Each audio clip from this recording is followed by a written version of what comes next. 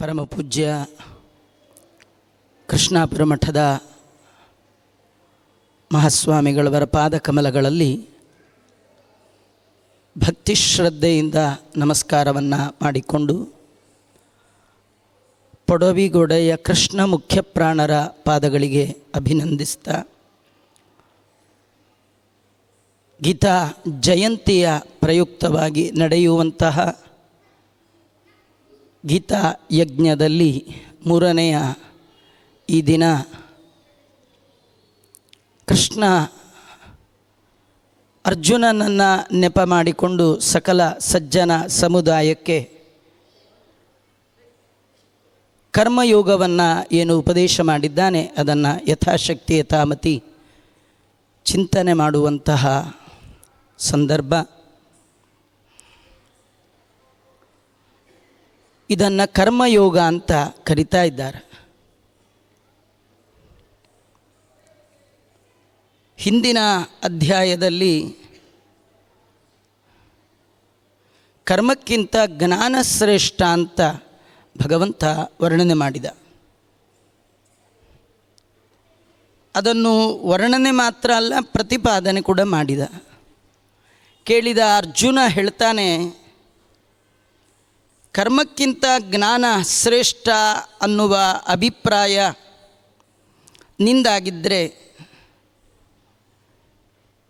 ನನ್ನನ್ನು ಈ ಘೋರವಾದ ಕರ್ಮದಲ್ಲಿ ಯಾಕೆ ಪ್ರೇರಣೆ ಮಾಡ್ತಾ ಇದ್ದೀಯ? ನೀನು ಆಡುವ ಮಾತುಗಳು ನನಗೆ ಮತ್ತು ಗೊಂದಲವನ್ನೇ ಉಂಟು ಮಾಡ್ತಾ ಇದೆ. ಕರ್ಮ ಮಾಡಬೇಕೋ ಜ್ಞಾನ ಮಾರ್ಗದಲ್ಲಿ ಹೋಗಬೇಕೋ ಯಾವುದೂ ಗೊತ್ತಾಗ್ತಾ ಇಲ್ಲ. ಒಮ್ಮೆ ಯುದ್ಧದ ಕರ್ಮವನ್ನು ಮಾಡು, ಸ್ವರ್ಗ ಸಿಗತ್ತೆ ಅಂತ ಹೇಳ್ತೀಯ. ಇನ್ನೊಮ್ಮೆ ಕರ್ಮವನ್ನು ಮಾಡು, ಜ್ಞಾನ ಸಿಗತ್ತೆ, ಆ ಜ್ಞಾನದಿಂದ ಭಗವಂತನ ಅಪರೋಕ್ಷ ಜ್ಞಾನ ಆಗಿ ಉತ್ತಮವಾದ ಲೋಕಪ್ರಾಪ್ತಿ ಆಗತ್ತೆ ಅಂತ ಹೇಳ್ತೀಯ. ಜ್ಞಾನ ನಿಜವಾಗಿ ಸಾಧನ ಆಗೋದಾದರೆ ಯತಿ ಧರ್ಮವನ್ನೇ ನಾನು ಆಚರಣೆ ಮಾಡಬಹುದಲ್ಲ. ಅದರಿಂದ ನನಗೆ ಯಾವ ಮಾರ್ಗದಿಂದ ಶ್ರೇಯಸ್ಸಿದೆಯೋ ಆ ಮಾರ್ಗವನ್ನು ನನಗೆ ನಿಶ್ಚಯವಾಗಿ ಉಪದೇಶ ಮಾಡು ಅಂತ ಭಗವಂತ ಅವನಲ್ಲಿ ಅರ್ಜುನ ಪ್ರಾರ್ಥನೆ ಮಾಡ್ತಾ ಇದ್ದ. ಜಗದ್ಗುರು ಮಧ್ವಾಚಾರ್ಯರು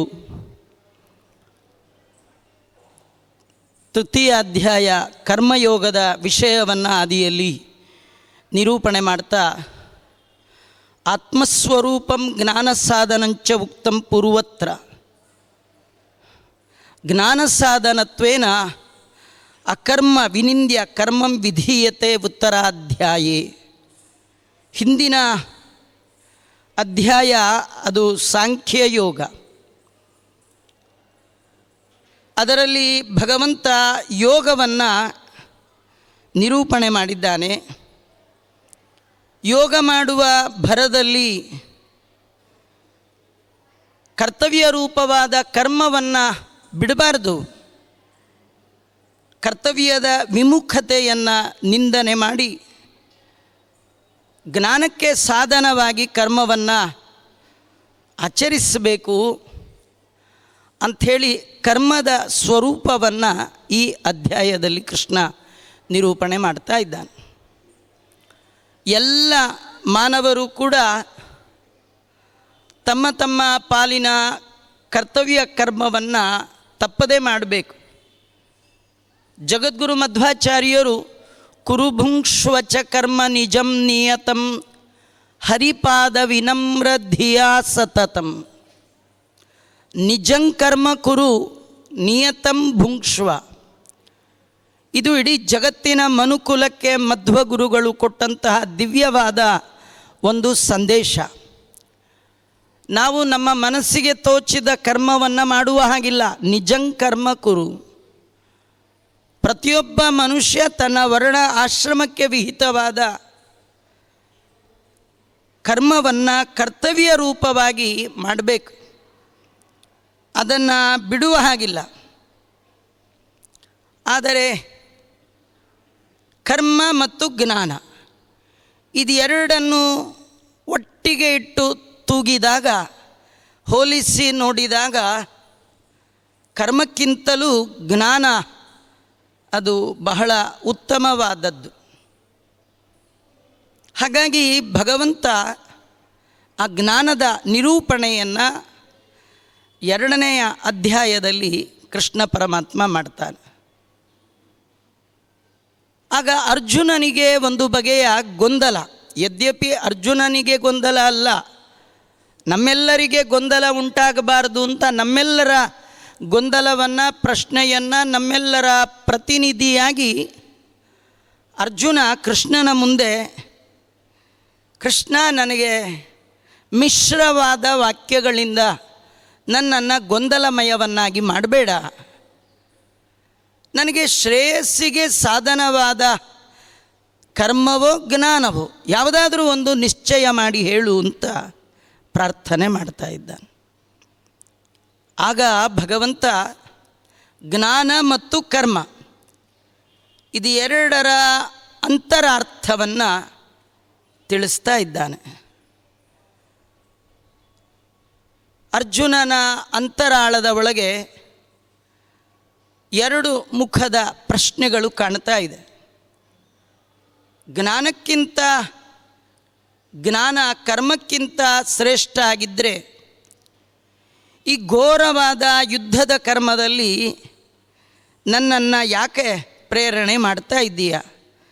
ತಸ್ಮಾದ್ ಯುದ್ಧ ಸ್ವಭಾರತ, ತಸ್ಮಾದ್ ಯುದ್ಧ ಸ್ವಭಾರತ ಅಂತ ತ್ಯಕ್ತೋತ್ತಿಷ್ಟ ಪರಂತಪ ಇತ್ಯಾದಿ ಮಾತುಗಳಿಂದ ನನ್ನನ್ನು ಯುದ್ಧಕ್ಕೆ ಯಾಕೆ ಪ್ರೇರಣೆ ಮಾಡ್ತಾ ಇದ್ದೀಯ? ಜ್ಞಾನದಲ್ಲಿಯೇ ನನ್ನನ್ನು ಪ್ರೇರಣೆ ಮಾಡಬಹುದಲ್ಲ.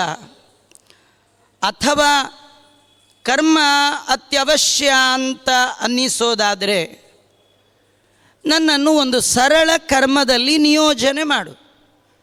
ಭಿಕ್ಷಾಟನೆ ಕೂಡ ಒಂದು ಕರ್ಮವೇ, ಯಾವ ಪಾಪದ ಪ್ರಸಕ್ತಿಯೇ ಇಲ್ಲ. ಅದು ಬಿಟ್ಟು ರಾಗದ್ವೇಷಗಳಿಗೆ ಕಾರಣವಾದ ಈ ಘೋರವಾದ ಬಂಧು ಜನರ ಹತ್ಯೆ, ಗುರುಗಳ ಸ್ನೇಹಿತರ ಹತ್ಯೆ ಆಗುವಂತಹ ಯುದ್ಧ ಕರ್ಮದಲ್ಲಿ ನನ್ನನ್ನೇ ಯಾಕೆ ತೊಡಗಿಸ್ತಾ ಇದೆಯಾ ಅಂತ 2 ಪ್ರಶ್ನೆಗಳು ಅರ್ಜುನನ ಮಾತಿನ ಒಳಗೆ ಅಡಕ ಆಗಿರತಕ್ಕಂಥದ್ದು. ಹಾಗಾಗಿ ಕರ್ಮ ಹಾಗೂ ಜ್ಞಾನದ ವಿಶ್ಲೇಷಣೆ ಈ ಅಧ್ಯಾಯದ ಮುಖ್ಯ ವಿಷಯ ಮತ್ತು ಉದ್ದೇಶ.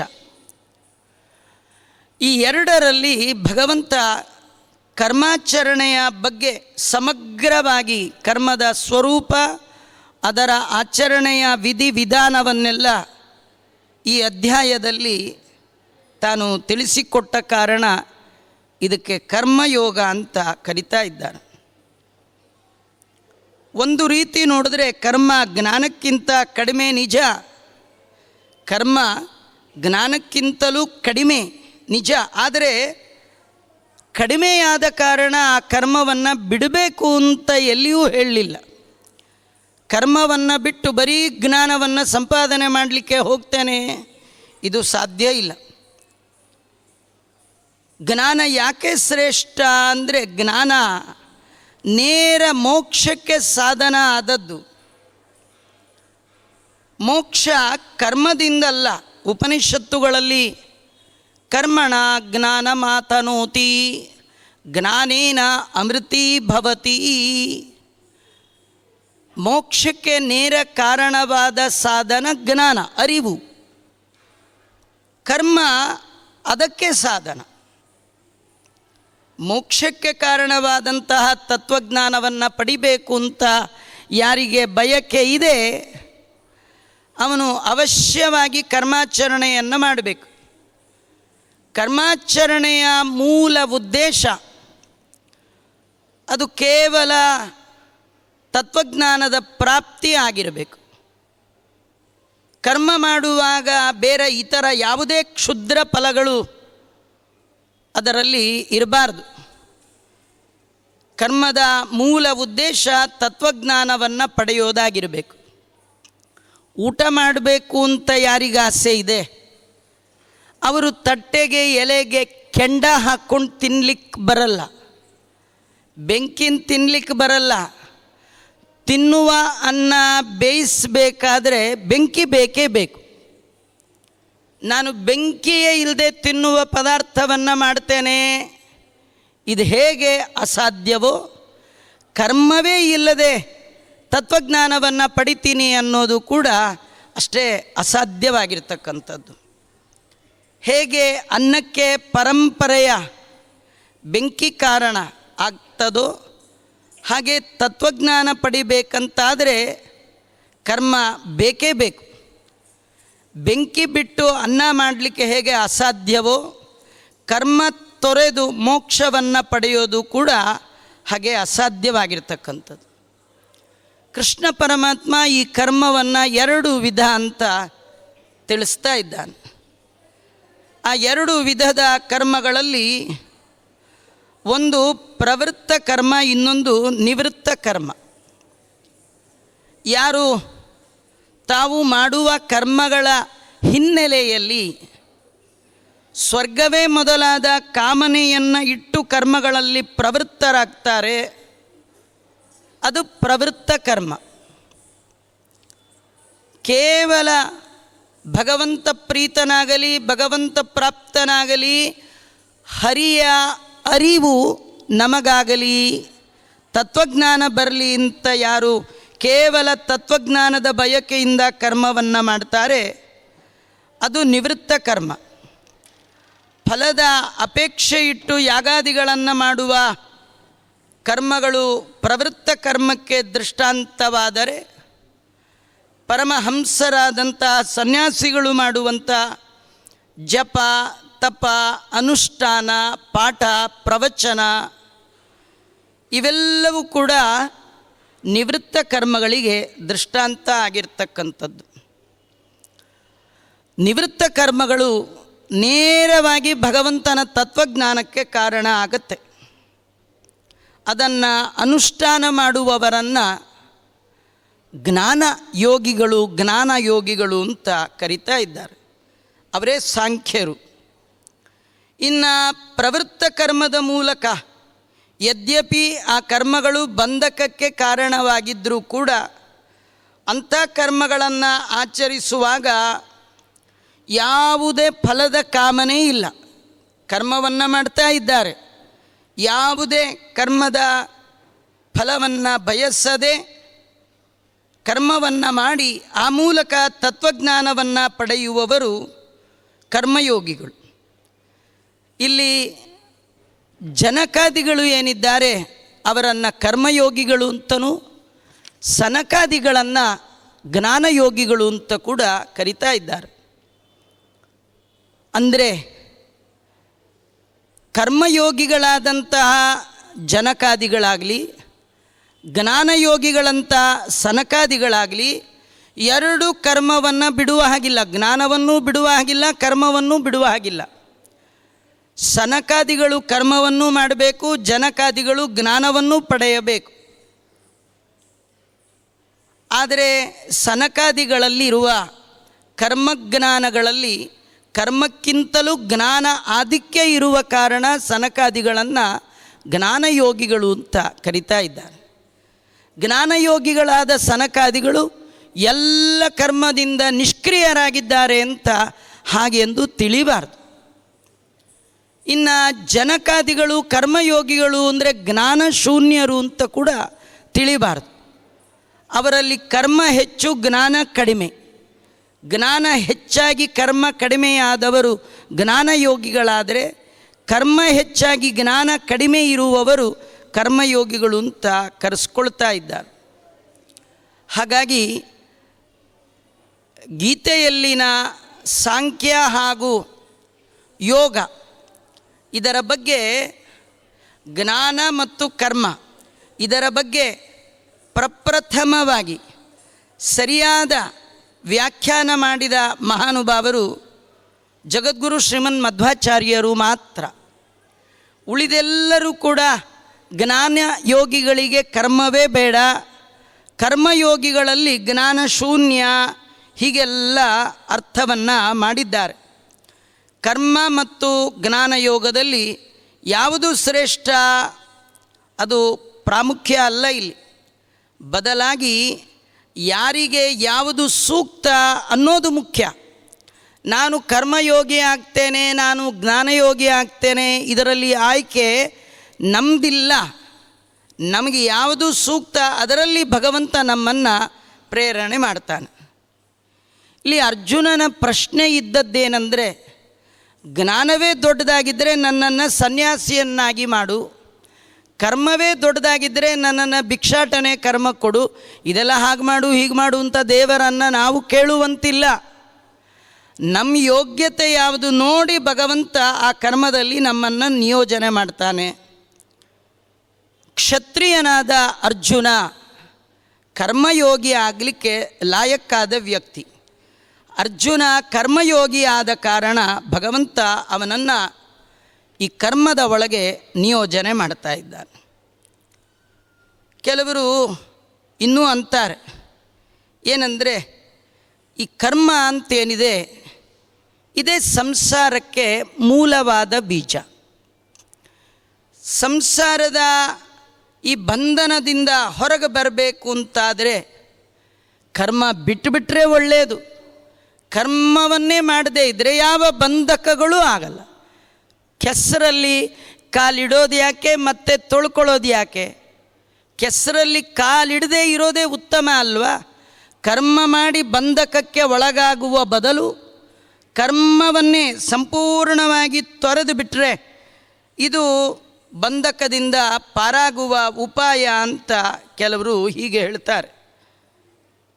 ಯದ್ಯಪಿ ಕರ್ಮ ಸಂಸಾರ ಬಂಧನಕ್ಕೆ ಕಾರಣ ಆಗೋದು ನಿಜ.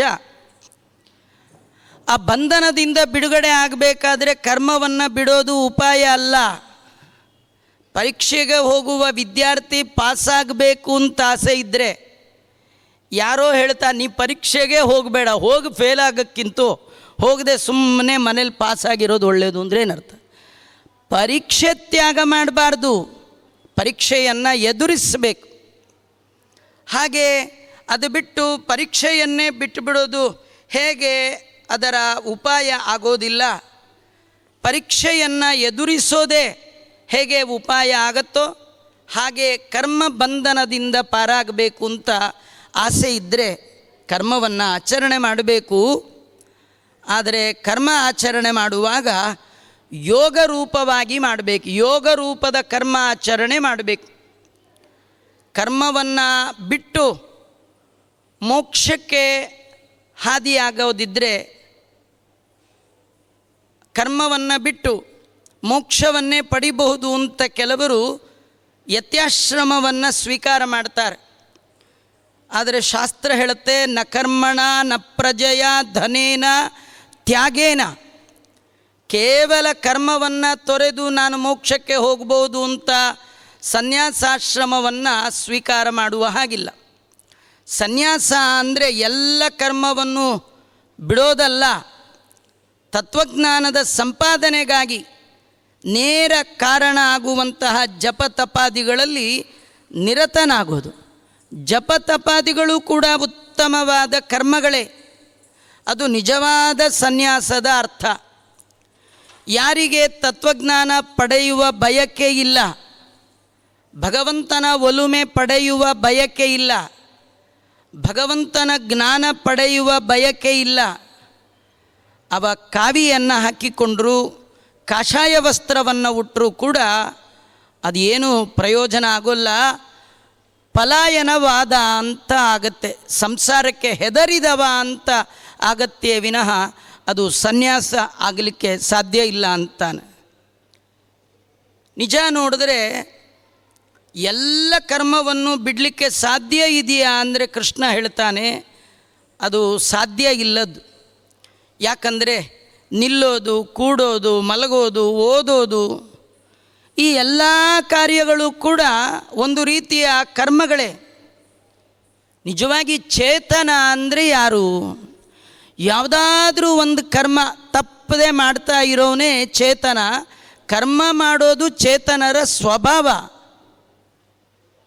ಕೃಷ್ಣ ಪರಮಾತ್ಮ ಹೇಳ್ತಾನೆ, ಒಂದು ಕ್ಷಣ ಕಾಲ ಕೂಡ ನಾವು ಕರ್ಮವನ್ನು ಬಿಟ್ಟಿರಲಿಕ್ಕೆ ಸಾಧ್ಯವೇ ಇಲ್ಲ ಅಂತ. ನಹಿ ಕಶ್ಚಿತ್ ಕ್ಷಣಮಪಿ ಜಾತು ತಿಷ್ಠತ್ಯ ಕರ್ಮಕೃತ. ಒಂದೇ ಒಂದು ಕ್ಷಣ ಯಾವುದೇ ಕರ್ಮವನ್ನು ಮಾಡೋದೇ ನಾಗಿರ್ತೇನೆ ಅಂತ ಅನ್ನಲಿಕ್ಕೆ ಸಾಧ್ಯವೇ ಇಲ್ಲ. ಯಾಕಂದರೆ ಅದು ಸ್ವಭಾವ. ಯಾವೆಲ್ಲ ಜೀವ ದೇಹ ಧಾರಣೆ ಮಾಡಿದ್ದಾನೆ, ಈ ದೇಹ ಇರುವ ತನಕ ಈ ಕರ್ಮವನ್ನು ತಪ್ಪಿಸುವ ಹಾಗಿಲ್ಲ. ನಿಜವಾಗಿಯೂ ನಾವು ಯಾವುದೇ ಕರ್ಮ ಮಾಡದೇ ಇರೋ ಒಂದು ಅವಸ್ಥೆ ಅಂದರೆ ನಿದ್ದೆ. ನಿದ್ದೆ ಒಳಗೂ ಕೂಡ ಒಂದು ಕರ್ಮ ನಡೀತಾನೇ ಇರುತ್ತೆ. ನಿದ್ದೆ ಒಳಗೆ ನೀವು ಎಲ್ಲೂ ಹೋಗದೇ ಇರ್ಬೋದು, ಏನೂ ನೋಡದೇ ಇರ್ಬೋದು, ಏನೂ ತಿಂದೇ ಇರ್ಬೋದು. ಮಲಗಿದವ್ರು ಎದ್ದು ನಾನು ಯಾವಾಗ ಮಲಗದೆ ಹೇಳೋ ತನಕ ಉಸಿರಾಡಲಿಲ್ಲ ಅನ್ಲಿಕ್ಕೆ ಸಾಧ್ಯ ಇದೆಯಾ? ಉಸಿರಾಟ ಅಂತೂ ನಿರಂತರ ನಡೆದೇ ಇದೆ. ಅಲ್ಲಿಗೆ ಮಲಗೋ ನಿಮಗೆ ಉಸಿರಾಟ ಯಾಕಪ್ಪ, ಮಲಗ್ತಾ ಇದ್ದೀರಿ ಹೇಗೆ, ಏನೂ ಮಾಡಲ್ಲ, ಹಾಗಾದ್ರೆ ಉಸಿರು ಆಡಬೇಡಿ ಅಂದರೆ ಹೋಗೇ ಬಿಡ್ತಾನೆ ಅಂತ ಅರ್ಥ. ಹಾಗಾದರೆ ಒಂದು ಕ್ಷಣ ಕಾಲ ಕೂಡ ನಾವು ಕರ್ಮ ಮಾಡದೇ ಇರಲಿಕ್ಕೆ ಸಾಧ್ಯವೇ ಇಲ್ಲ. ನಿದ್ರೆಯಲ್ಲಿ ಇರುವಾಗೂ ಕೂಡ ಉಸಿರಾಟದ ಕರ್ಮ ನಡೀತಾ ಇರುತ್ತೆ. ಹಾಗಾದರೆ ಕರ್ಮತ್ಯಾಗ ಅಂದರೆ ಕರ್ಮ ಬಿಟ್ಟುಬಿಡೋದು ಅಂತ ಅರ್ಥ ಅಲ್ಲ. ಅದನ್ನು ಎಲ್ಲ ಸಂಪೂರ್ಣವಾಗಿ ಬಿಡಲಿಕ್ಕೂ ಸಾಧ್ಯ ಇಲ್ಲ. ಇನ್ನೊಂದು ಅವಸ್ಥೆ ಇದೆ, ಅದು ಅಸಂಪ್ರಜ್ಞಾತ ಸಮಾಧಿ ಅಂತ ಕೃಷ್ಣ ಪರಮಾತ್ಮ ಹೇಳ್ತಾನೆ.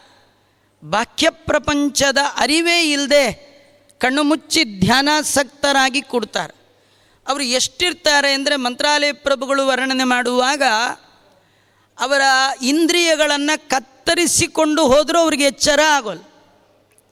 ಅಷ್ಟು ಅಸಂಪ್ರಜ್ಞಾತ ಸ್ಥಿತಿಗೆ ಅವರು ತಲುಪಿರ್ತಾರೆ. ಅಲ್ಲಿ ಏನು ಕರ್ಮ ಇಲ್ವಾ ಅಂದರೆ ಅಲ್ಲೂ ಕರ್ಮ ಇದೆ ಅಂತಾನೆ ಕೃಷ್ಣ. ಅಸಂಪ್ರಜ್ಞಾತ ಸಮಾಧಿಯಲ್ಲಿರುವವನು ಕೂಡ ಅಲ್ಲಿ ಬ್ರಹ್ಮದರ್ಶನ ಅನ್ನುವ ಕರ್ಮವನ್ನು, ಭಗವಂತನನ್ನು ನೋಡುವ ಕರ್ಮವನ್ನು ಮಾಡ್ತಾ ಇರ್ತಾನೆ. ಯಾರು ದೇವರನ್ನು ನೋಡ್ತಿರ್ತಾನೆ ಅವನಿಗೆ ಮೈ ಮೇಲೆ ಎಚ್ಚರಿಕೆ ತಪ್ಪಿರುತ್ತೆ, ಕರ್ಮ ನಿಂತಿರಲ್ಲ. ಅವನು ಭಗವಂತನನ್ನು, ಆತ್ಮನ ಒಳಗಿರುವ ಪರಮಾತ್ಮನನ್ನು ಸದಾ ನೋಡ್ತಾ ಇರ್ತಾನೆ. ಹಾಗಾದರೆ ಬ್ರಹ್ಮದರ್ಶನ ಅನ್ನುವ ಕರ್ಮ ಅಸಂಪ್ರಜ್ಞಾತ ಸಮಾಧಿಯಲ್ಲಿರುವವನಿಗೂ ಇದ್ದೇ ಇರುತ್ತೆ ಅಂದಮೇಲೆ ಕರ್ಮತ್ಯಾಗ ಮಾಡ್ತೇನೆ ಅಂತ ಹೇಳೋದು ಇದು ಕರ್ಮತ್ಯಾಗ, ಇದು ಮಿಥ್ಯಾಚಾರ ಅಂತ. ಮಿಥ್ಯಾಚಾರ ಅಂತ ಅದನ್ನು ವರ್ಣನೆ ಮಾಡ್ತಾರೆ. ಹೀಗಾಗಿ ಕರ್ಮ ಬಿಡ್ತೇನೆ, ಕರ್ಮೇಂದ್ರಿಯಾಣಿ ಸಂಯಮ್ಯ ಯಾಸ್ತೆ ಮನಸಾ ಸ್ಮರನ್ ಇಂದ್ರಿಯಾರ್ಥಾನ್ ವಿಮೂಢಾತ್ಮ ಮಿಥ್ಯಾಚಾರಸ್ಸ ಉಚ್ಯತೆ. ಅದನ್ನು ಮಿಥ್ಯಾಚಾರ ಅಂತ ಕರೀತಾರೆಯೇ ವಿನಃ ಸುಮ್ಮನೆ ಕೂಡೋದು ನಿಜ ಆದರೂ ಕೂಡ ಒಮ್ಮೊಮ್ಮೆ ಹೀಗಾಗತ್ತೆ. ನೋಡುವವರ ಕಣ್ಣಿಗೆ ಅವ ಏನೂ ಮಾಡ್ತಿಲ್ಲ, ಧ್ಯಾನಾಸಕ್ತನಾಗಿದ್ದಾನೆ, ಸುಮ್ಮನೆ ಕೂತಿದ್ದಾನೆ ಅಂತ ಅನಿಸುತ್ತೆ. ಅವನು ಸುಮ್ಮನೆ ಕೂತಿದ್ದರೂ ಕೂಡ ಅವನ ಮನಸ್ಸು ಸುಮ್ಮನೆ ಇರೋದೇ ಇಲ್ಲ. ಅದಕ್ಕೆ ಇಷ್ಟವಾದ ರೂಪ ರಸಾದಿ ವಿಷಯಗಳ ಕಡೆಗೆ ಅದು ಮೆಲುಕು ಹಾಕ್ತಿರುತ್ತೆ ಅಥವಾ ಧಾವಿಸ್ತಾ ಇರುತ್ತೆ. ಎಷ್ಟೋ ಬಾರಿ ಕೃಷ್ಣನ ಮುಂದೆ ದೇವಸ್ಥಾನದಲ್ಲಿ ಹೋಗಿ ಕಣ್ಣು ಮುಚ್ಚಿ ನಾವು ಧ್ಯಾನಾಸಕ್ತರಾಗಿ ನಾವು ಕೂತಿದ್ದರೂ ಕೂಡ ನಮ್ಮ ಮನಸ್ಸು ಮಾತ್ರ ಹೊರಗೆ ಬಿಟ್ಟ ಹೊಸ ಚಪ್ಪಲಿ ಮೇಲೆ ಇರುತ್ತೆ ಅಲ್ವಾ. ನೀವೇನೋ ಸುಮ್ಮನೆ ಕೂತಿದ್ದೀರಿ, ಆದರೆ ಅವತ್ತೇ ಪರ್ಚೇಸ್ ಮಾಡ್ಕೊಂಡು ಬಂದಿದ್ದೀರಿ 999 ರೂಪಾಯಿ 99 ಪೈಸೆ, 1000 ರೂಪಾಯಿ ಚಪ್ಪಲಿ. ಮನಸ್ಸೆಲ್ಲಿ ಕೂತಿದೆ, ಹೋಗಲ್ಲಿ ಕೂತ್ಬಿಟ್ಟಿದೆ. ನೀವು ಬಂದಿದ್ದೀರಿ, ಕೈ ಆಡಿಸ್ತಿಲ್ಲ, ಕಾಯಿ ಆಡಿಸ್ತಿಲ್ಲ, ಕಣ್ಣು ನೋಡ್ತಿಲ್ಲ, ಆದರೂ ಮನಸ್ಸು ಮಾತ್ರ ಹೀಗೆ ಮಾಡ್ತಾ ಇದೆ. ಹೀಗೆ ಮಾಡುವವನನ್ನು ಆಷಾಢಭೂತಿ ಅಂತ ಕರೀತಾರೆ, ಮಿಥ್ಯಾಚಾರಿ ಅಂತ ಕರೀತಾರೆ. ಇದನ್ನು ನೋಡಿ ದಾಸರು ಹಾಡಿ ಹೇಳ್ತಾರೆ, ಉದರ ವೈರಾಗ್ಯವಿದು. ಇದು ಎಂಥದ್ದು? ಉದರ ವೈರಾಗ್ಯ. ಹಾಗಾದ್ರೆ ಏನಿರಬೇಕಿತ್ತು? ಪದುಮನಾಭನಲ್ಲಿ ಭಕ್ತಿ ಇರಬೇಕಿತ್ತು. ನಮ್ಮ ಪದುಮನಾಭನಲ್ಲಿ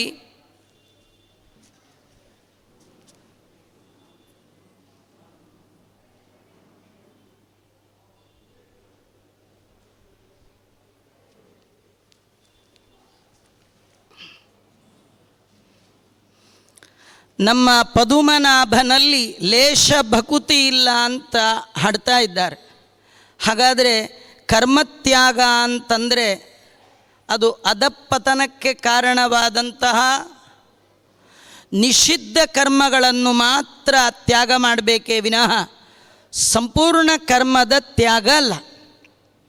ಉತ್ತಮವಾದ ಅಂಕವನ್ನು ಗಳಿಸಬೇಕು, ಹೈ ಫಸ್ಟ್ ಕ್ಲಾಸ್ ಬರಬೇಕು ಅಂತ ಬಯಸಿದ ವಿದ್ಯಾರ್ಥಿ ಎಕ್ಸಾಮ್ ಹತ್ತಿರ ಆದಾಗ ಎಲ್ಲ ಕರ್ಮವನ್ನು ಬಿಡಬೇಕು ಅಂದರೆ ಓದೋದನ್ನು ಬಿಡಬೇಕು ಅಂತ ಅರ್ಥ ಅಲ್ಲ, ಫೇಸ್ಬುಕ್ ನೋಡೋದು ಬಿಡಬೇಕು ಅಂತ ಅರ್ಥ, ಕ್ರಿಕೆಟ್ಗೆ ಹೋಗೋದು ಬಿಡಬೇಕು ಅಂತ ಅರ್ಥ.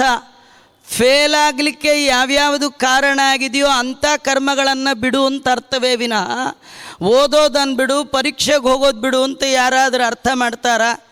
ಹಾಗಾದ್ರೆ ಕೃಷ್ಣ ಪರಮಾತ್ಮ ಕರ್ಮವನ್ನು ಬಿಡು ಅಂದರೆ ಏನು ಅರ್ಥ ಮಾಡಬೇಕು? ನಿನ್ನ ಅಧಪ್ಪತನಕ್ಕೆ ಕಾರಣ ಆಗುವ ವೇದದಲ್ಲಿ ಹೇಳಿದ ನಿಷಿದ್ಧ ಕರ್ಮಗಳ ತ್ಯಾಗ ಮಾಡುವಂಥ ಅರ್ಥವೇ ವಿನಃ ಶಾಸ್ತ್ರದಲ್ಲಿ ಸಿದ್ಧವಾಗಿರ್ತಕ್ಕಂಥ ಕರ್ಮಗಳನ್ನು ಎಂದೂ ಕೂಡ ಬಿಡಬಾರ್ದು. ಸಂಪೂರ್ಣವಾಗಿ ಕರ್ಮವನ್ನೇ ನಾನು ಬಿಡ್ತೇನೆ ಅಂದರೆ ಅದು ಸಾಧ್ಯವೇ ಇಲ್ಲ ಅಂತ, ಅಸಾಧ್ಯ ಅಂತ, ಅನರ್ಥ ಕೂಡ ಅಂತ ಭಗವಂತ ಹೇಳ್ತಾನೆ. ಅಷ್ಟೇ ಅಲ್ಲ, ಜೊತೆಗೆ ಕರ್ಮತ್ಯಾಗ ಅಂದರೆ ಯಥೋಚಿತವಾದ ಕರ್ಮಗಳನ್ನು, ಕಾಮ್ಯ ಕರ್ಮಗಳು ಮಾಡುವಾಗಲೂ ಕೂಡ ತ್ಯಾಗ ಮತ್ತು ಅವುಗಳಿಂದ ಬರುವಂತಹ ಕ್ಷುದ್ರ ಫಲದ ತ್ಯಾಗ, ಅದು ನಿಜವಾದ ತ್ಯಾಗ. ಏನಂದರೆ ಅಹಂಕರ್ತ, ನಾನು ಮಾಡ್ತಾ ಇದ್ದೇನೆ ಅಂತ ಏನಿದೆ ಅದನ್ನು ಬಿಡಬೇಕಂತೆ. ಅದು ಬಿಟ್ಟು ಆ ಕರ್ಮದ ಫಲ ಏನಿದೆ ಅದನ್ನು ಬಿಡಬೇಕಂತೆ. ನಿರಂತರವಾಗಿ ತತ್ವಜ್ಞಾನ ಸಂಪಾದನೆ ಮಾಡಲಿಕ್ಕೆ ಪ್ರಯತ್ನ ಮಾಡಬೇಕು. ಕರ್ಮ ಸಂಸಾರ ಬಂಧನ ಕಾರಣ ಅಂತಂದ ಮೇಲೆ, ಕರ್ಮ ಈ ಸಂಸಾರ ಬಂಧನಕ್ಕೆ ಕಾರಣ ಅಂತಾದ ಮೇಲೆ ಈ ಕರ್ಮವನ್ನು ನಿರಂತರ ಮಾಡ್ತಾ ಇದ್ದರೆ ಬಿಡುಗಡೆ ಆಗೋದು ಹೇಗೆ? ಇದು ಅರ್ಜುನನ ಇನ್ನೊಂದು ಪ್ರಶ್ನೆ. ಕರ್ಮ ಬಂಧನಕ್ಕೆ ಕಾರಣ ಅಂತ ಹೇಳ್ತೀಯ ಕೃಷ್ಣ, ಈ ಕರ್ಮ ಅದು ನಿವೃತ್ತವೋ ಪ್ರವೃತ್ತವೋ ಈ ಕರ್ಮವನ್ನು ಯಾವಾಗಲೂ ಮಾಡ್ತಾ ಇದ್ದರೆ ಅದನ್ನು ಬಿಡುಗಡೆ ಹೊಂದೋದು ಹೇಗೆ ಅಂತಂದರೆ ಕೃಷ್ಣ ಹೇಳ್ತಾನೆ, ಶಾಸ್ತ್ರದಲ್ಲಿ ಕರ್ಮಣ ಬದ್ಧತೆ ಜಂತು, ಶಾಸ್ತ್ರ ಹೇಳುತ್ತೆ, ಎಲ್ಲ ಶಾಸ್ತ್ರಗಳ ಸಾರ. ಒಬ್ಬ ಜೀವ ಸಂಸಾರದಲ್ಲಿ ಬಂಧನಕ್ಕೆ ಒಳಗಾಗಲಿಕ್ಕೆ ಕಾರಣವಾದದ್ದೇನೆಂದರೆ ಅವನು ಮಾಡುವ ಕರ್ಮಗಳೇ ಅವನನ್ನು ಬಂಧನಕ್ಕೆ ಕಾರಣ ಮಾಡುತ್ತೆ, ನಿಜ. ಆದರೆ ಅದೇ ಶಾಸ್ತ್ರ ಹೇಳುತ್ತೆ ಕರ್ಮಣ ಜ್ಞಾನ ಮಾತನೋತಿ, ಬಿಡುಗಡೆಗೂ ಕರ್ಮಗಳೇ ಕಾರಣ ಅಂತ. ನಿಮಗೆ ಒಳ್ಳೆಯ ಉದಾಹರಣೆ ಅಂದರೆ, ನೀವೀಗ ಪುರಾಣಕ್ಕೆ ಬರುವಾಗ ಮನೆ ಬೀಗ ಹಾಕ್ಕೊಂಡು ಬಂದಿದ್ದೀರಿ ತಾನೆ, ಹಾಕ್ಲಿಕ್ಕೂ ಒಂದೇ ಕೀ, ತೆಗಿಲಿಕ್ಕೂ ಒಂದೇ ಕೀ. ಹಾಕೋಕ್ಕೊಂದು ಕೀ, ತೆಗಿಲಿಕ್ಕೊಂದು ಕೀ ಅಂತ ಬೇರೆ ಇದೆಯಾ? ಲಾಕ್ ಮಾಡಲಿಕ್ಕೆ ಯಾವುದನ್ನು ಉಪಯೋಗ ಮಾಡ್ತೀರೋ ಅನ್ಲಾಕ್ ಮಾಡಲಿಕ್ಕೂ ಅದನ್ನೇ ಉಪಯೋಗ ಮಾಡ್ತೀರಿ. ಹಾಗಾದರೆ ಬಂಧನಕ್ಕೆ ಕಾರಣವಾದ ಕರ್ಮಗಳೇ ಬಿಡುಗಡೆಗೂ ಕಾರಣ. ಒಂದೇ ಕೀ, ಲಾಕ್ ಹಾಕಲಿಕ್ಕೂ ಕಾರಣ, ಲಾಕ್ ಓಪನ್ ಆಗಲಿಕ್ಕೂ ಕಾರಣ. ಹೇಗೋ ಆ ಕರ್ಮಗಳನ್ನು ಒಂದು ಕಡೆ ತಿರುಗಿಸಿದರೆ ಲಾಕ್, ಒಂದು ಕಡೆ ತಿರುಗಿಸಿದರೆ ಓಪನ್. ಹಾಗೆ ನೀವು ಮಾಡುವ ಕರ್ಮದಲ್ಲಿ ಭಗವತ್ ಪ್ರೀತಿ ಇತ್ತು ಅಂತಾದರೆ ದೇವರು ಪ್ರೀತನಾಗಲಿ. ಕುರುವತೆ ಕರ್ಮ ಯತ್ ಪ್ರೀತಯೇ ಸಜ್ಜನಾಹ, ನಿಷ್ಕಾಮ ಕರ್ಮ, ಕಾಮನೆ ಇಲ್ಲದೆ ಮಾಡಿದ ಕರ್ಮ. ಜಗದ್ಗುರು ಮಧ್ವಾಚಾರ್ಯರು ಹೇಳ್ತಾರೆ, ಕುರುವತೆ ಕರ್ಮ ಯತ್ ಪ್ರೀತಯೇ ಸಜ್ಜನಾಹ. ನೀವು ಮಾಡುವ ಎಲ್ಲ ಕರ್ಮಗಳ ಮೂಲ ಉದ್ದೇಶ ಅದು ಒಂದೇ ಇರಲಿ, ಭಗವಂತ ನೀನು ಪ್ರೀತನಾಗು, ವಿಷ್ಣು ಪ್ರೇರಣೆಯ ವಿಷ್ಣು ಪ್ರೀತ್ಯರ್ಥಂ, ಇದಿಷ್ಟೇ ಇರಬೇಕು. ದೇವರ ಪ್ರೀತಿಗಾಗಿ ಅಂತ ಮಾಡಿದರೆ ಅದು ಎಂದು ಬಂಧನಕ್ಕೆ ಕಾರಣ ಆಗೋದೇ ಇಲ್ಲ. ಹೇಗೆ ಒಂದೇ ಬೀಗದ ಕೀ ಹಾಕಲಿಕ್ಕೂ ಬರುತ್ತೆ, ತೆಗಿಲಿಕ್ಕೂ ಬರುತ್ತೆ. ಒಂದು ಕಡೆ ತಿರುಗಿಸಿದ್ರೆ ಮೋಚಕ ಬಿಡುಗಡೆ, ಒಂದು ಕಡೆ ತಿರುಗಿಸಿದ್ರೆ ಅದು ತಾರಕ ಮತ್ತು ಮಾರಕ ಹೇಗೆ ಆಗುತ್ತೋ ಹಾಗೆ ನಿಷಿದ್ಧ ಕರ್ಮ, ದುರಾಚಾರ, ದುಷ್ಕರ್ಮ ಬಂಧನಕ್ಕೆ ಕಾರಣ ಆದರೆ ಬಲಕ್ಕೆ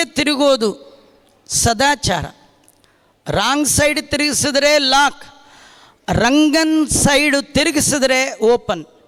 ನೀವು ಕರ್ಮ ಮಾಡುವಾಗ ನಿಮ್ಮ ಮನಸ್ಸು ದೇವರಿಗೆ ವಿರುದ್ಧವಾಗಿ ಹೋದರೆ, ದೇವರನ್ನು ಮರೆತು ಕರ್ಮ ಮಾಡಿದರೆ ಅದು ಬಂಧನಕ್ಕೆ ಕಾರಣ. ನೀವು ಕರ್ಮ ಮಾಡುವಾಗ ದೇವರ ನೆನಪಿನೊಂದಿಗೆ ಮಾಡಿದರೆ, ನಿನ್ನ ಸರ್ವತ್ರದಲ್ಲಿ ನೆನೆಯುವವ ಅನ್ಯ ಕರ್ಮವ ಮಾಡಿದರೂ ಸರಿ, ಪುಣ್ಯ ಕರ್ಮಗಳೆನಿಸುವವು ಸಂದೇಹವಿನಿತಿಲ್ಲ. ಭಗವಂತನ ಸ್ಮರಣೆಯೊಂದಿಗೆ ಯಾವ ಕರ್ಮ ಮಾಡಿದರೂ ಕೂಡ ಅದು ಬಂಧನಕ್ಕೆ ಕಾರಣ ಆಗೋದಿಲ್ಲ. ದೇವರನ್ನು ಮರೆತು ಮಾಡಿದ ಕರ್ಮ ಮಾತ್ರ ಬಂಧನಕ್ಕೆ ಕಾರಣ ಆಗುತ್ತೆ. ಇದಕ್ಕೆ ಸಂಬಂಧಪಟ್ಟಾಗ ಒಂದು ಒಳ್ಳೆಯ ಉದಾಹರಣೆ ರಾಮಾಯಣದಲ್ಲಿ ಬಂದದ್ದು. ರಾಮಾಯಣದ ಕಥೆ, ಗೀತೆ ಪ್ರಮೇಯ ಹೇಳಿದರೆ, ಪ್ರಮಾಣವನ್ನು ಕೊಟ್ಟರೆ ಪ್ರಮೇಯವನ್ನು ನಾವು ರಾಮಾಯಣದಲ್ಲಿ ನೋಡ್ಬೋದು. ಸೀತೆಯನ್ನು ರಾವಣ ಹೊತ್ತೊಯ್ದ. ಇದಕ್ಕೆ ಮುಂಚೆ ನಡೆದ ಪ್ರಸಂಗ, ಮಾರೀಚ ಮಾಯಾರೂಪದ ಜಿಂಕೆಯಾಗಿ ಬಂದು ಕಾಡಿನಲ್ಲಿ ಅಲ್ದ. ಈ ಕಥೆ ಎಲ್ಲ ಗೊತ್ತು. ಮಾರೀಚ ಜಿಂಕೆಯಾದದ್ದು ರಾಮ ಮತ್ತು ಸೀತೆಗೆ ಮೋಸ ಮಾಡಬೇಕು ಅಂತ. ಕಡೆಗೆ ರಾಮನಿಂದ ಹತನಾದ, ಹಾಳಾಗಿ ಹೋದ.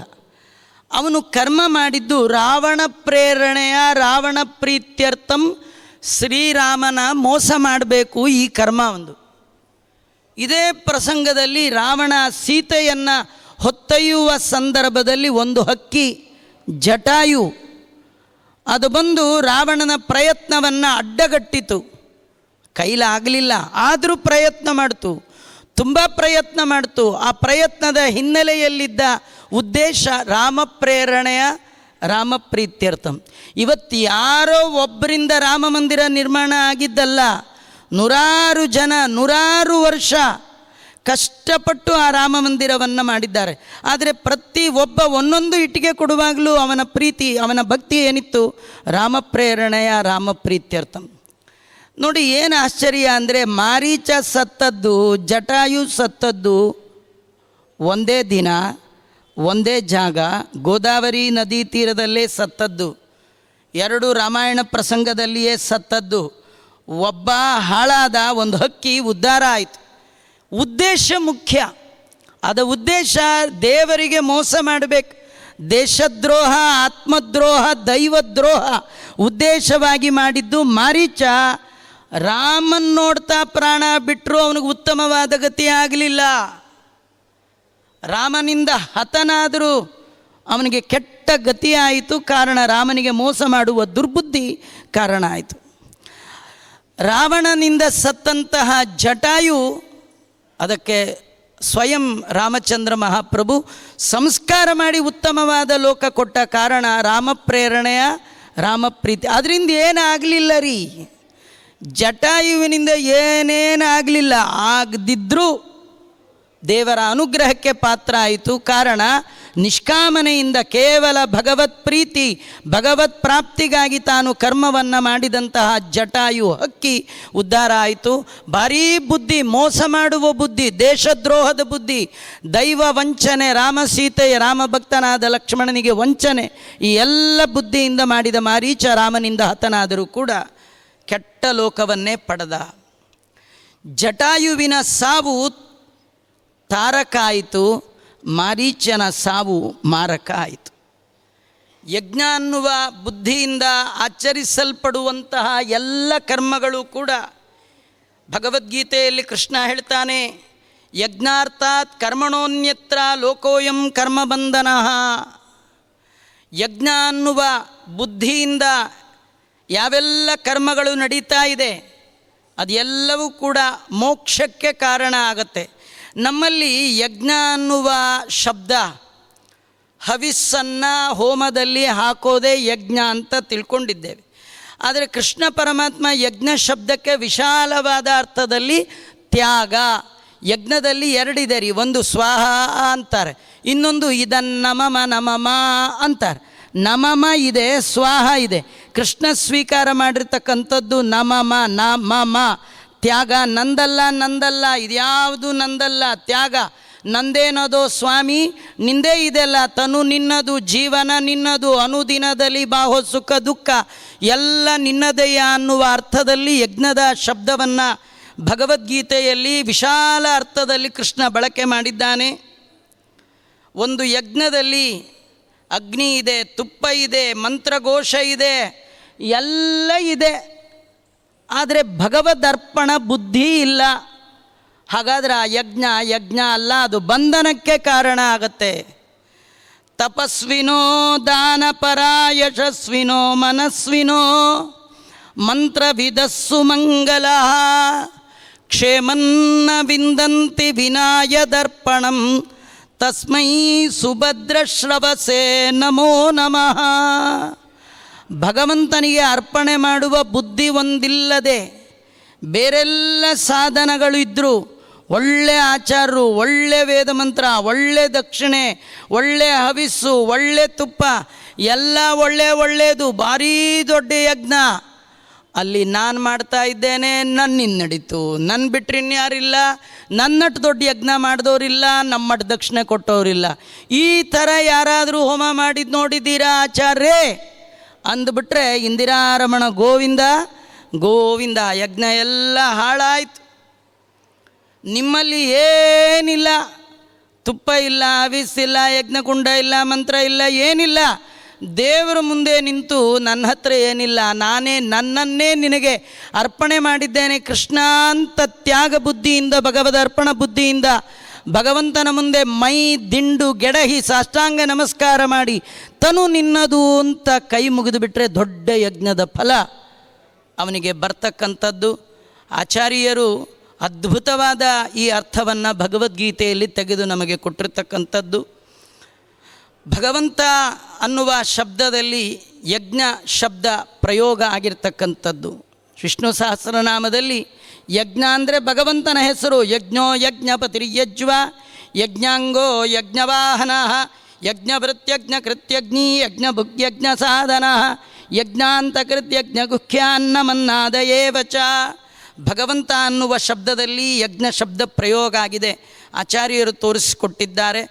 ಹರಿಯನ್ನು ಮೆಚ್ಚಿಸಬೇಕು ಅನ್ನುವಂತಹ ಉನ್ನತವಾದ ಧ್ಯೇಯ ಉದ್ದೇಶ ಇಟ್ಕೊಂಡು ಯಾವ ಕರ್ಮ ಮಾಡಿದರೂ ಕೂಡ ನೀವು ಮಾಡುವ ಎಲ್ಲ ಕರ್ಮದ ಮೂಲ ಉದ್ದೇಶ ಅದು ಕೇವಲ ದೇವರು ಪ್ರೀತನಾಗಲಿ ಅಂತಿದ್ದರೆ, ಅದು ಯಾವುದೇ ಕರ್ಮ ಇರಲಿ, ಕಸ ಗುಡಿಸೋದಿರಲಿ, ಬಟ್ಟೆ ಒಗೆಯೋದಿರಲಿ, ಊಟ ಮಾಡೋದಿರಲಿ, ಒಬ್ಬರಿಗೆ ಯಾವುದೇ ಕೆಲಸ ಮಾಡೋದಿದ್ರೂ ಕೂಡ ಅದು ಯಾವ ಕರ್ಮವೂ ನಿಮಗೆ ಬಂಧಕ ಆಗೋಲ್ಲ. ಇಂಥ ದೃಷ್ಟಿ ಇಲ್ಲದಿರುವಾಗ ಎಲ್ಲ ಕರ್ಮಗಳು ಕೂಡ ಅದು ಮಾರಕವೇ ಆಗತ್ತೆ.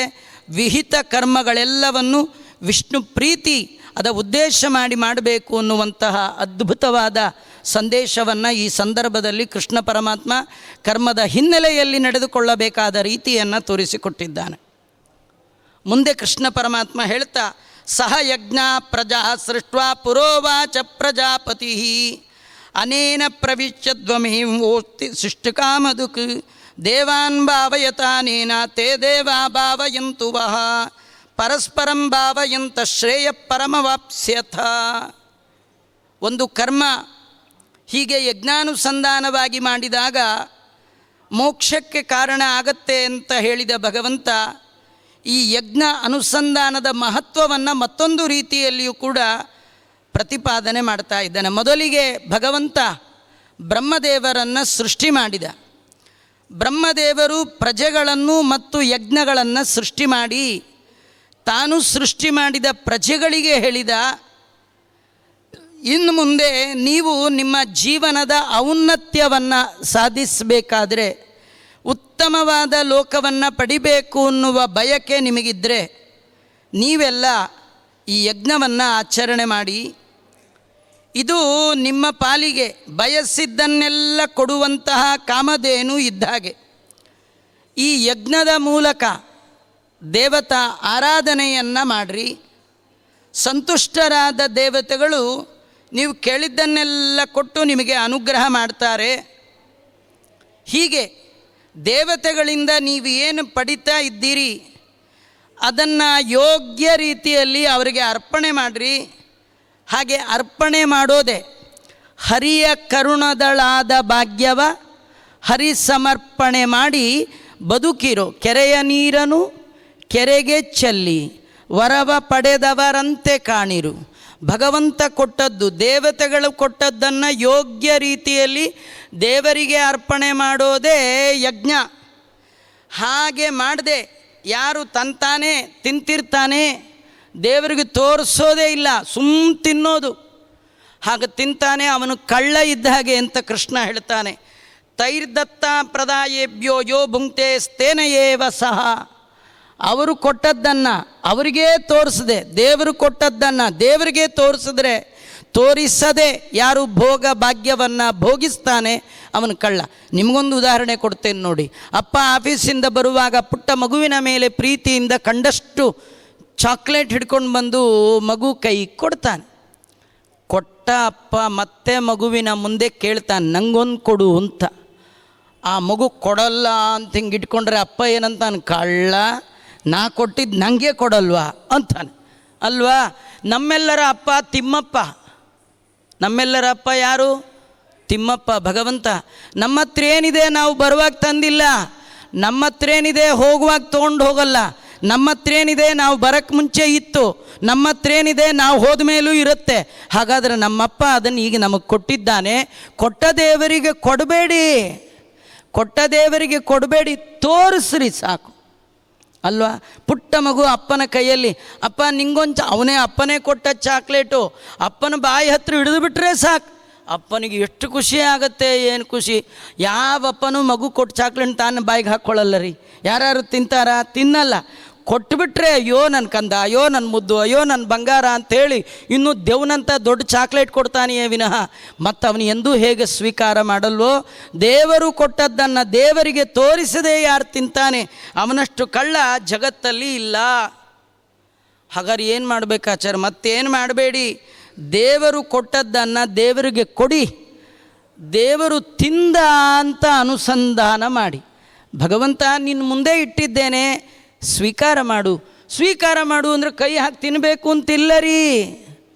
ಎಷ್ಟೋ ಸತಿ ಸ್ವಾಮಿಗಳಿಗೆ ಪಾದ ಪೂಜೆ ಮಾಡಿ ಹಣ್ಣು ಕೊಡ್ತೀರಿ, ಹಾಗೆ ಒಂದು ಚಾಕು ಕೊಡಿ ಹೆಚ್ಕೊಂಡು ತಿಂದುಬಿಡ್ತೀನಿ ಅಂತ ಯಾವ ಸ್ವಾಮಿಗಳು ಹಣ್ಣು ಹೆಚ್ಕೊಂಡು ತಿನ್ಕೊಂಡು ಕೂತಿರ್ತಾರೆ? ಯಾರೂ ತಿನ್ನಲ್ಲ. ಅವ್ರು ನೋಡಿದ್ರೆ ಫಲ, ಮುಟ್ಟಿದ್ರೆ ಫಲ. ಸ್ವಾಮಿಗಳಿಗೆ ಈ ಕೆಪ್ಯಾಸಿಟಿ ಅಂದರೆ, ಸ್ವಾಮಿಗಳಿಂದ ಪೂಜಿತನಾದ ಭಗವಂತ ಕೃಷ್ಣ, ಅವನ ದೃಷ್ಟಿ ಬಿದ್ದರೆ ಪ್ರಸಾದ, ಅವನು ಮುಟ್ಟಿದ್ರೆ ಪ್ರಸಾದ, ಅವನು ನೋಡಿದ್ರೆ ಪ್ರಸಾದ, ಅವನಿಗೆ ತೋರಿಸ್ರಿ ಸಾಕು, ನಿಮಗದು ಪ್ರಸಾದ. ಯಾರು ಹಾಗೆ ಸ್ವೀಕಾರ ಮಾಡ್ತಾರೆ, ಯಜ್ಞ ಶಿಷ್ಟಾಶಿನ ಸಂತೋ ಮುಚ್ಚಂತೆ ಸರ್ವಕಿಲ್ಬಿಷಯಿ ಮುಂಜತೆ ತ್ವಗಂಪಾಯೇ ಪಾಪಾಯೇ ಪಚಂತ್ಯಾತ್ಮಕಾರಣಾತ್. ದೇವರಿಗೆ ಅರ್ಪಿತವಾದದ್ದನ್ನು ಯಾರು ಸ್ವೀಕಾರ ಮಾಡ್ತಾನೆ ಅದು ಅಮೃತ ಭೋಜನ. ದೇವರಿಗೆ ಊಟ ಮಾಡಿ ಅವನಿಗೆ ಹಾಕಿ ನೈವೇದ್ಯ ಮಾಡಿ ಸ್ವೀಕಾರ ಮಾಡಬೇಕ್ರಿ. ನಮ್ಮಲ್ಲಿ ನೈವೇದ್ಯ ಮಾಡೋರು ಯಾರಿಲ್ಲ ಆಚಾರ, ಅದರಿಂದ ನಾನೇ ತಿಂದ್ಬಿಡ್ದೆ. ಹಾಗೆ ಮಾಡಬೇಡಿ. ನೈವೇದ್ಯ ಮಾಡೋಕ್ಕೆ ಯಾರು ಬೇಡ, ದೇವ್ರ ಮುಂದೆ ಇಡೀ ಗೋವಿಂದ ಅನ್ನಿ. ಮಾಡೋರಿದ್ದರೆ ಸರಿಯಾಗಿ ಮಾಡಲಿ, ಮಾಡೋರಿದ್ದರೆ ಕ್ರಮಬದ್ಧವಾಗಿ ಮಾಡಿರಿ. ಯಾರ ಮನೇಲಿಲ್ಲ ಅನ್ನ ತಿನ್ನಬೇಡಿ, ದೇವರ ಮುಂದೆ ಇಡಿ. ದೇವರಿಗೆ ಅರ್ಪಿತವಾದ ತುಳಸಿ ಹಾಕಿ, ದೇವರಿಗೆ ಅರ್ಪಿತವಾದ ನೀರು ತೀರ್ಥ ಹಾಕಿ ಕೃಷ್ಣಾನ್ನಿ ತೊಗೊಂಡ್ಬಿಡ್ತಾನೆ. ಶಬರಿ ಕೊಟ್ಟಾಗ ರಾಮನಿಗೆ ನೈವೇದ್ಯ ಮಾಡೋರು ಯಾರು ಇರಲಿಲ್ಲ. ಶಬರಿ ಕೊಟ್ಟು ತಿನ್ನ ಇಲ್ಲ, ಇರು ಯಾರು ನೈವೇದ್ಯ ಮಾಡ್ಲಿಕ್ಕೆ ಕಾಯ್ಕೊಂಡು ಕೂತಿದ್ನ ಇಲ್ಲ. ನೀವು ಕೊಡೋದು ಕೊಡಿ, ತೊಗೊಳೋದು ಬಿಡೋದು ಅವನಿಗೆ ಬಿಟ್ಟದ್ದು. ನಮ್ಮಲ್ಲಿ ಮಾಡೋ ರೀಸನ್ ಹೇಳಿದ್ರೆ ದೇವ್ರಿಗಾಗಲ್ಲ, ದೇವ್ರಿಗೆ ತೋರಿಸ್ಬೇಕಂತೆ. ಯಾವಾಗಲೂ ದೇವರು ತಿಂದು ಮಿಕ್ಕಿದ್ದನ್ನು ತಿನ್ನಬೇಕು. ಉಚ್ಚಿಷ್ಟ ಭೋಜಿನೋ ದಾಸ ತವ ಮಾಯಾಂ ಜಯೇಮಹಿ. ಉದ್ದವರು ಕೃಷ್ಣನಿಗೆ ಹೇಳ್ತಾರೆ, ತೊರೆದು ಜೀವಿಸಬಹುದೇ, ಭಗವಂತ ನಿನ್ನನ್ನು ಬಿಟ್ಟು ಊಟ ಮಾಡಬಹುದಾ ಅಂತಾರೆ. ದೇವರಿಗೆ ತೋರಿಸದೆ ತಿನ್ನುವ ಹಾಗಿಲ್ಲ. ಯಾರು ದೇವರಿಗೆ ತೋರಿಸಿದ್ದನ್ನು ತಿಂತಾರೆ ಅವರು ಪ್ರಸಾದವನ್ನು ಸ್ವೀಕಾರ ಮಾಡಿದ ಹಾಗೆ. ಪ್ರಸಾದ ಆಗಬೇಕು. ತಿನ್ನುವ ಪದಾರ್ಥ ದೇವರ ಪ್ರಸಾದ. ಹರಿ ಉಂಡು ಮಿಕ್ಕ ಎಂಜಲು ಅಮೃತಾನ್ನ ಆಗತ್ತೆ. ಊಟ ಮಾಡುವಾಗ ಆನಂದ ಆಗತ್ತೆ, ಪಾಪದ ಭಯ ಹೋಗುತ್ತೆ. ಮುಚ್ಚಂತೆ ಸರ್ವ ಕಿಲ್ವಿಷಯ, ಎಲ್ಲ ಪಾಪಗಳ ಪರಿಹಾರ ಆಗತ್ತಂತೆ. ದೇವರಿಗೆ ಅರ್ಪಿತವಾದ ಒಂದು ಅಗಳು ಬಾಯಿಗೆ ಬಿದ್ದರೂ ಕೂಡ ಎಷ್ಟೋ ಜನ್ಮಗಳ ಪಾಪವನ್ನು ಪರಿಹಾರ ಮಾಡುವ ತಾಕತ್ತು ಭಗವಂತನ ನೈವೇದ್ಯಕ್ಕಿದೆಯಂತೆ. ಅದಕ್ಕೆ ಪ್ರಸಾದ ಅಂತ ಕೊಟ್ಟು ಬಿಟ್ಟರೆ ಸಾಕು. ಎಷ್ಟು ಭಕ್ತಿಯಿಂದ ಅದನ್ನು ಸ್ವೀಕಾರ ಮಾಡ್ತಾರೆ.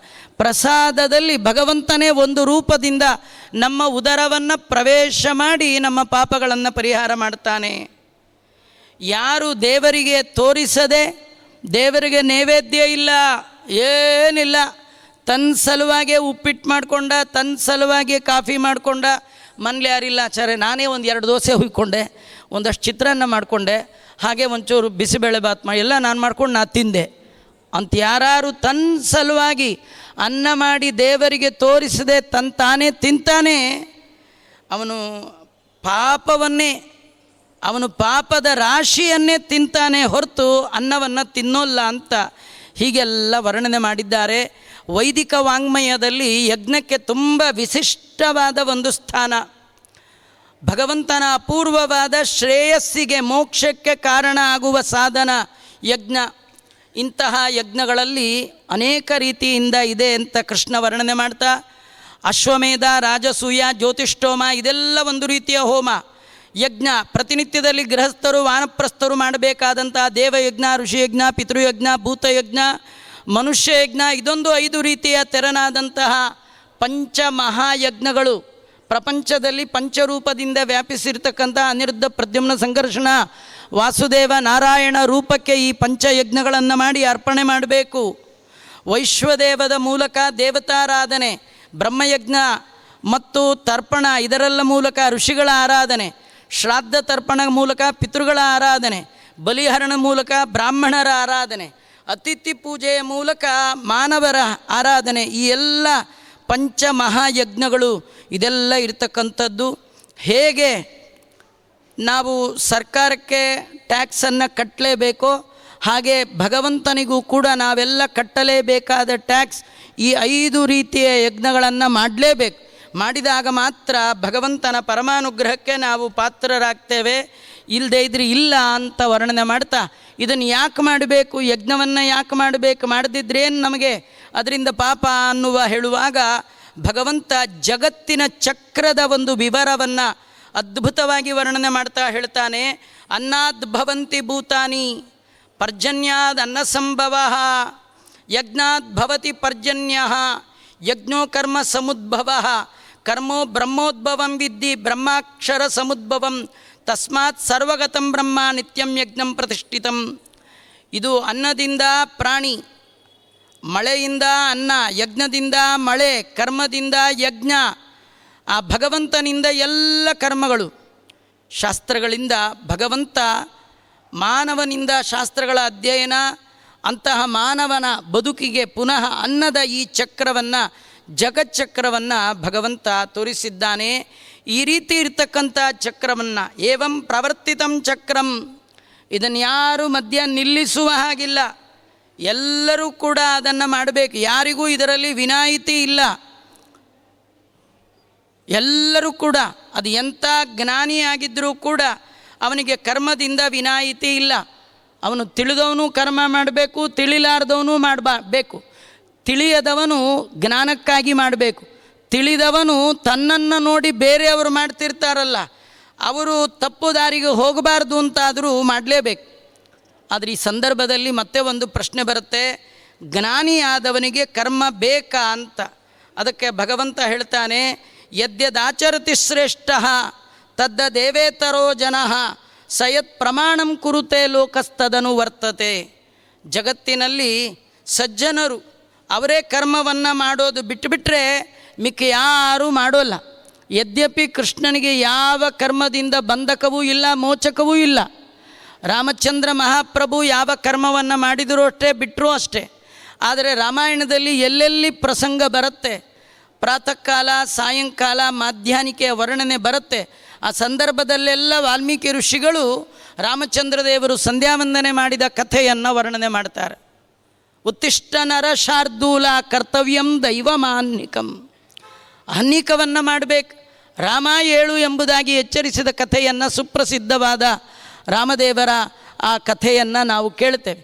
ಯದ್ಯಪಿ ಭಗವಂತ ರಾಮಕೃಷ್ಣಾವತಾರ ಅವನಷ್ಟು ಜ್ಞಾನಿಗಳು ಯಾರಿಲ್ಲ, ಅವನು ಯಾವ ಕರ್ಮವನ್ನು ಮಾಡದಿದ್ರೂ ಅವನಿಗೇನು ತೊಂದರೆ ಇಲ್ಲ. ಆದರೂ ಕೂಡ ಭಗವಂತ ಎಲ್ಲ ಕರ್ಮವನ್ನು ಮಾಡ್ತಾನೆ. ಯಾಕಂದರೆ ತನ್ನನ್ನು ನೋಡಿ ತಾನು ಮಾಡದಿದ್ದರೆ ಮತ್ತಾರೂ ಮಾಡೋಲ್ಲ. ಕೃಷ್ಣ ಪರಮಾತ್ಮ ಸಂದೀಪಿನಿ ಆಚಾರ್ಯರ ಬಳಿ ಹೋಗಿ ಎಲ್ಲ ವಿದ್ಯೆಗಳ ಅಧ್ಯಯನ ಮಾಡಿದ, ಮುಗೀತು. ಮನೆಗೆ ಹೋಗೋ ದಿನ ಆಚಾರ್ಯನ ಕೇಳ್ದ. ಗುರುದಕ್ಷಿಣೆ ಕೊಡಬೇಕು ಅಂತ ಶಾಸ್ತ್ರ ಹೇಳುತ್ತೆ.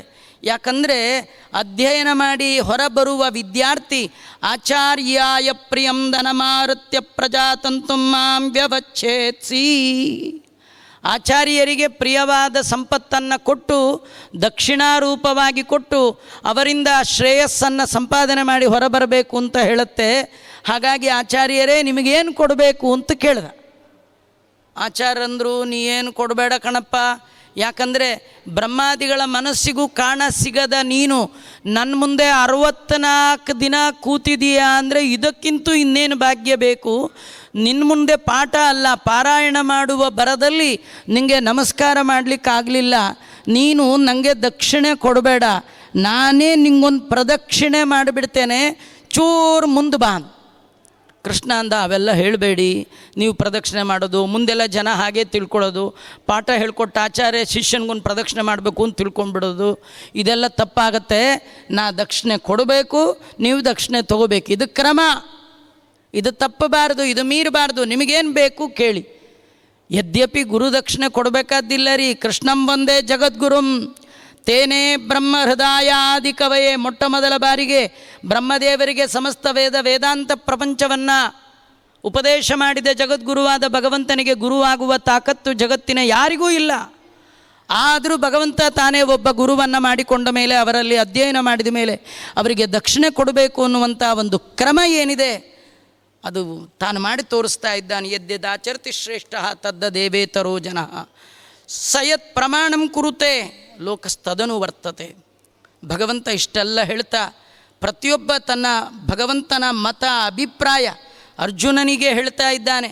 ಪ್ರತಿಯೊಬ್ಬ ತನ್ನ ಪಾಲಿನ ಎಲ್ಲ ಕರ್ಮವನ್ನು ತಪ್ಪದೇ ಮಾಡಬೇಕು.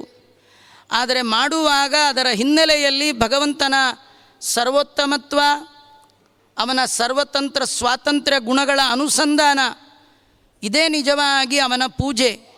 ಈ ಎಚ್ಚರಿಕೆ ಇಲ್ಲದೆ ಮಾಡಿದ ಪೂಜೆ, ಭಗವಂತನ ಸ್ಮರಣೆ ಇಲ್ಲ, ಅವನ ಬಗ್ಗೆ ಎಚ್ಚರಿಕೆ ಇಲ್ಲದೆ ಮಾಡಿದ್ರೆ ಅದು ಎಂದೂ ಕೂಡ ಪ್ರಯೋಜನ ಆಗಲಿಕ್ಕೆ ಸಾಧ್ಯ ಇಲ್ಲ. ಇಂತಹ ಮನೋಭಾವ ಯಾರಿಗಿದೆ, ಎಲ್ಲ ಭಗವಂತನ ಆರಾಧನೆ ಎನ್ನುವ ಮನೋಭಾವ ಯಾರಿಗಿದೆ, ಎಲ್ಲ ಕರ್ಮಗಳನ್ನು ಭಗವಂತ ಮಾಡಿಸ್ತಾ ಇದ್ದಾನೆ, ನಮ್ಮಿಂದ ಏನೂ ನಡೆಯೋದಲ್ಲ, ಅವನು ಸರ್ವತಂತ್ರ ಸ್ವತಂತ್ರ, ತೇನ ವಿನಾ ತೃಣಮಪಿ ನ ಚಲತಿ. ಇದು ಒಂದು ಎಚ್ಚರಿಕೆ ಇರಬೇಕು. ಸ್ವತಂತ್ರ ಅವನು, ಅವನ ಅಧೀನ ನಾನು, ಅವನು ಆಡಿಸುವ ಸೂತ್ರಧಾರ ಅವನು, ಬರೀ ಪಾತ್ರಧಾರ ನಾನು. ಪಾತ್ರಧಾರಂದೇನು ನಡೆಯಲ್ಲ, ಎಲ್ಲ ನಡೆಯೋದು ಯಾರ್ದು? ಸೂತ್ರಧಾರಂದು ಅನ್ನುವ ಎಚ್ಚರಿಕೆ ಯಾರಿಗಿದೆ? ನನ್ನಿಂದ ದೇವರು ಏನೆಲ್ಲ ಮಾಡಿಸ್ತಾನೆ ಅದೆಲ್ಲವೂ ಅವನ ಪೂಜೆ ಅನ್ನುವ ಎಚ್ಚರಿಕೆ ಯಾರಿಗಿದೆ? ಅವರು ಯುದ್ಧ ಮಾಡಿದ್ರೂ ಕೂಡ ಅದು ದೇವರ ಪೂಜೆ. ನಮ್ಮದು ದೇವರ ಪೂಜೆಯೇ ಯುದ್ಧ. ತಿಳಿದವರು ಮಾಡಿದ ಯುದ್ಧ, ಭಗವಂತನ ಪ್ರಜ್ಞೆ ಇದ್ದವರು ಮಾಡುವ ಯುದ್ಧ, ಅದು ದೇವರ ಪೂಜೆ.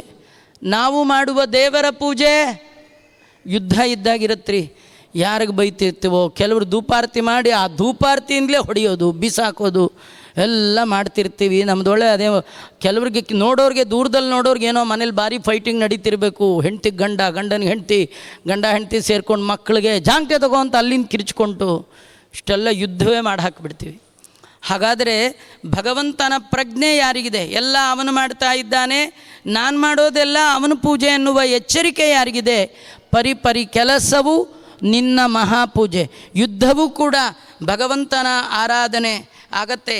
ಮಯಿ ಸರ್ವಾಣಿ ಕರ್ಮಾಣಿ ಸನ್ಯಸ್ಯಾಧ್ಯಾತ್ಮಚೇತಸಃ ನಿರಾಶಿ ನಿರ್ಮಮೋ ಭೂತ್ವ ಯುದ್ಧಸ್ವ ವಿಗತಜ್ವರ. ಕೃಷ್ಣ ಪರಮಾತ್ಮ ಅರ್ಜುನನಿಗೆ ಹೇಳ್ತಾನೆ, ಮಯಿ ಸರ್ವಾಣಿ ಕರ್ಮಾಣಿ, ಏನು ನಡೀತಾ ಇದೆ ಆ ಎಲ್ಲ ಕರ್ಮಗಳು ಕೂಡ ನನ್ನಿಂದ ಆಗ್ತಾ ಇದೆ ಎನ್ನುವ ಎಚ್ಚರಿಕೆ ಇರಬೇಕು.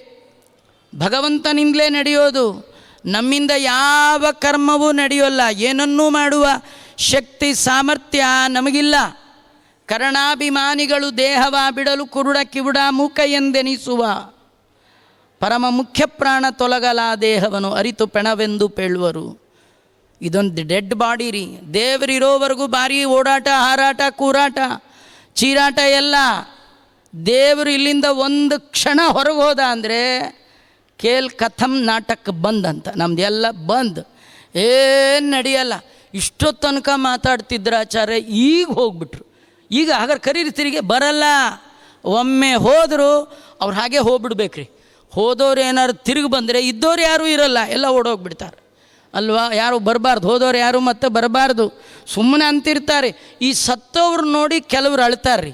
ಸತ್ತವ್ರು ನೋಡಿ ಕೆಲವ್ರು ಅಳ್ತಾರೆ. ಏನಂತ ಅಳ್ತಾರೆ? ಲ್ಯಾಂಗ್ವೇಜ್ ಚೇಂಜ್ ಇರ್ಬೋದು, ಮ್ಯಾಟ್ರ್ ಸೇಮ್ ಇರುತ್ತೆ.